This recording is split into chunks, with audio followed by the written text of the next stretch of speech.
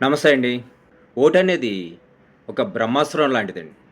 బ్రహ్మాస్త్రం పిచ్చుకల మీద, కాకుల మీద ప్రదర్శించామనుకోండి, దాని విలువ ఉండదు కదా!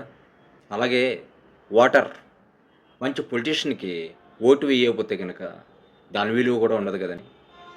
మంచి పొలిటీషియన్ ఎన్నుకుంటే మనకి ఎన్నో ఉపయోగాలుంటాయండి. మన పిల్లల భవిష్యత్తు, మన దేశ భవిష్యత్తు అన్నీ బావుంటాయి. ఇప్పుడున్న పొలిటీషియన్స్ ముండపోపు పథకాలన్నీ పెడుతున్నారు. దానివల్ల ఏమన్నా యూజ్ ఉందండి? సాటి మనిషికి కావాల్సింది విద్య, వైద్యం. ఈ 2 కావాలండి. విద్యా, వైద్యం వల్ల ప్రతి సంవత్సరం చాలామంది పేదవారవుతున్నారండి. రూ. 10 పథకాలిస్తున్నారు. మన జేబులోంచి రూ. 100 లాగుతున్నారు. అది ఎవరికైనా తెలుసా మీకు? అందరికీ తెలియకుండా ఏముండదులేండి. ఏంటంటే కులం, మతం ఇయ్యే ఎక్కువ నడుస్తూ ఉంటాయి.